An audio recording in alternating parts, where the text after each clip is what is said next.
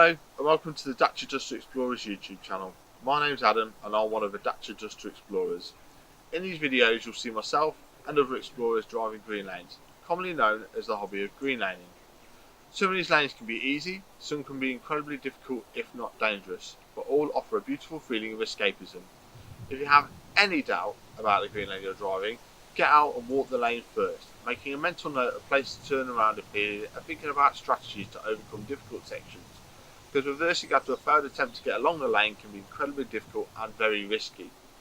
We abide by the Green Lane Association Glass Code of Conduct for driving these lanes and respect all others using the lanes, including horse riders and walkers, as we all have a part to play in keeping these routes open for everyone.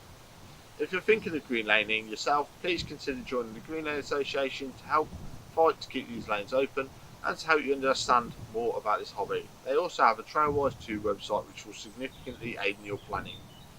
Please don't forget to like and subscribe to the YouTube channel to get updates on new videos and check out our previous massive video collection.